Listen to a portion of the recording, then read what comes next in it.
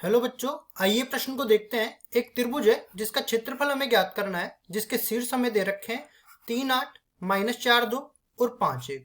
ये त्रिभुज के शीर्षों के निर्देशांक हमें दे रखे हैं। प्रश्न को हल करने से पहले इसकी मुख्य अवधारणा के बारे में चर्चा कर लेते हैं। मुख्य अवधारणा।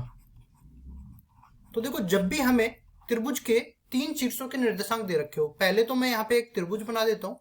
मान लो ये कोई त्रिभुज है, ठीक है। इसके शीर्षों को निरूपित कर दिया मैंने ABC से।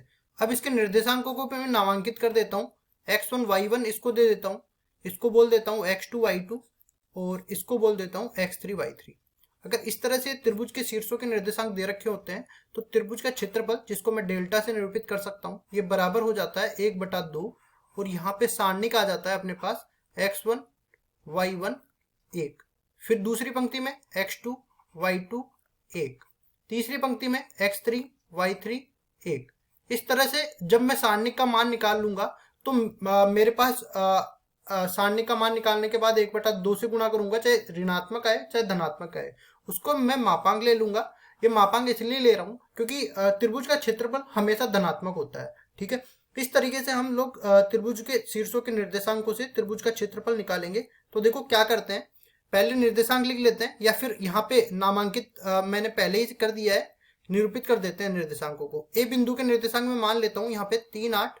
बी बिंदु के निर्देशांक यहाँ से x2 y2 है, इसको मैं मान लेता हूँ -4 2। सी बिंदु के निर्देशांक यहाँ से x3 y3 है, तो यहाँ से मान लेता हूँ मैं 5 1।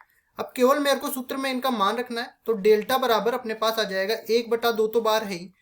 पहली पंक्ति में देखो पहले शीर्ष के निर्देशांक आएंगे, तो यहाँ पे 3 8 और ये आ जाएगा तीसरे स्तंभ में 1। फिर आएंगे -4 2 1, फिर आएगा तीसरा 5 1 1।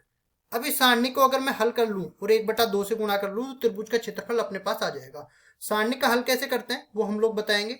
देखो, अगर मैं पहली पंक्ति के सापेक्ष इसका प्रसार निकालना चाहूं तो पहले मैं क्या करूंगा, पहली पंक्ति के अवयवों को उनके संगत सेकंडों से गुणा कर दूंगा तो मेरे पास सारणिक का मान आ जाएगा। फिर 1/2 से गुणा कर दूंगा तो मेरे पास क्षेत्रफल आ जाएगा, ठीक है। पहली पंक्ति के सापेक्ष इसका प्रसार करते हैं, तो देखो 1/2 तो बाहर है ही, अंदर चलेंगे तो 3 यहाँ पे आएगा। इसकी पंक्ति और स्तंभ को छोड़ेंगे, बाकी बचे हुए अवयवों को सारणिक लेंगे तो 2 को 1 से गुणा करेंगे, 2 आ गया, इसमें से घटा देंगे इन दोनों का गुणा, तो ये -1 हो गया। फिर आएगा ये 8 माइनस के साथ, और इसके पंक्ति स्तंभ को छोड़ेंगे तो -4 गुणा 1 -4 रहेगा, इसमें से घटाएंगे 5 और 1 का गुणा तो -5 रहेगा।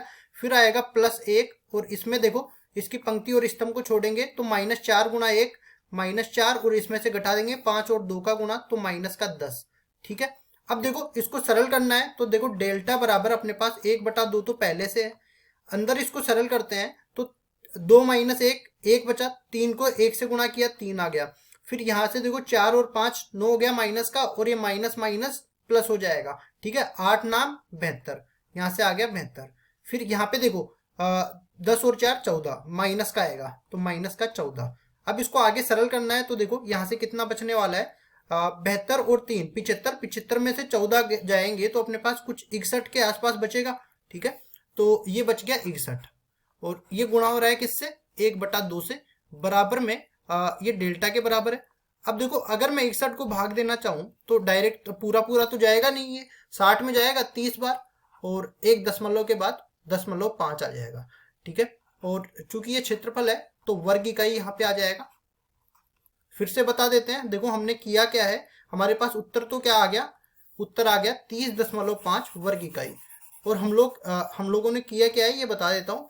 हमने मुख्य अवधारणा में पहले त्रिभुज के शीर्षों को नामांकित किया, फिर त्रिभुज के शीर्षों को के निर्देशांक हमने माने, और ये त्रिभुज के शीर्षों के निर्देशांक से क्षेत्रफल ज्ञात करने का सूत्र लिखा सारणिक के रूप में। फिर जो जो हमें दे रखे थे निर्देशांक वो इस सूत्र में रखा, और हमने जो है सारणिक को हल करने के बाद डेल्टा का मान निकाल लिया। तो डेल्टा का मान आ गया 30.5, सॉरी डेल्टा का मान 61 आया था, 1/2 से गुणा करने के बाद 30.5 आ गया वर्ग इकाई। यही अपने पास त्रिभुज के क्षेत्रफल का मान है, यही अपना उत्तर है। आशा करता हूं ये सवाल आपको समझ में आया होगा। धन्यवाद।